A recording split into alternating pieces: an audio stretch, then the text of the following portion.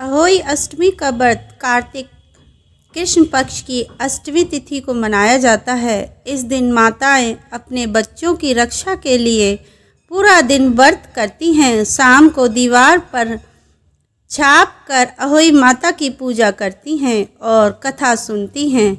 अहोई माता की मूर्ति में संसार सजोया दिखाया जाता है। रात को तारे को अर्घ देकर व्रत खोला जाता है। इस व्रत वाले दिन से संबंधित प्रचलित कथाएं हैं। पुराने समय की बात है, दतिया नामक एक नगर में एक सेठ चंद्रभान रहता था। उसकी पत्नी का नाम चंद्रिका था, जो बहुत गुणवती थी, सुंदर तथा चरित्रवान थी। उसके कई संतानें हुई, मगर सबकी छोटी आयु में ही मृत्यु हो जाती थी।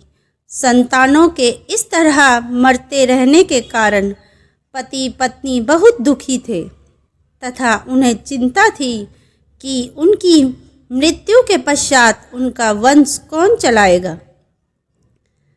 एक दिन दोनों ने सोचा कि हम सब कुछ त्याग कर जंगलों में निवास करें, और यह सोचकर वे सब कुछ छोड़कर जंगल की ओर चल पड़े। चलते चलते पति पत्नी बद्री का आश्रम के पास शीतल कुंड के समीप पहुँचे और वहाँ जाकर प्राण त्यागने का मन बना लिया और अन्न जल त्याग कर बैठ गए। इस तरह बैठे कई दिन बीत गए तो 7वें दिन आकाशवाणी हुई कि तुम अपने प्राण मत त्यागो। यह दुख तुम्हें पिछले जन्म के पाप कर्मों से मिला है। ऐ सेठ, अब तू अपनी पत्नी से आने वाले कार्तिक मास के कृष्ण पक्ष की अष्टमी तिथि को व्रत करवाना, जिसके प्रभाव से अहोई देवी प्रकट होगी। तुम उनसे अपने पुत्रों की दीर्घ आयु मांगना। व्रत के दिन तुम राधा कुंड में स्नान करना। कार्तिक मास की कृष्ण पक्ष की अष्टमी तिथि पर चंद्रिका ने बड़ी श्रद्धा से अहोई देवी का व्रत रखा और रात को सेठ ने राधा कुंड में स्नान किया।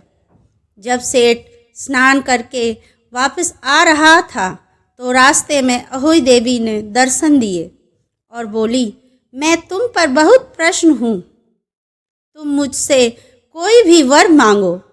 अहोई देवी के दर्शन करके सेठ अति प्रसन्न हुआ और उसने कहा कि माँ, मेरे बच्चे छोटी आयु में ही स्वर्ग सिधार जाते हैं, इसलिए उनकी दीर्घ आयु वर दें।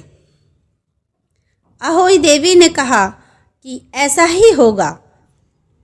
अंतर्ध्यान हो गई। कुछ समय पश्चात सेठ के यहाँ पुत्र पैदा हुआ और बड़ा होकर विद्वान, शक्तिशाली और प्रतापी हुआ। इस महिमा के कारण अहोई माता के व्रत का प्रभाव बना। उस दिन कार्तिक कृष्ण पक्ष की अष्टमी तिथि थी, इसलिए सभी माताएं इस दिन व्रत रखती हैं तथा विधि अनुसार पूजा आराधना करते हुए अपने बच्चों की दीर्घ आयु की कामना करती हैं। धन्यवाद दोस्तों। अब मिलते हैं अगले वीडियो में।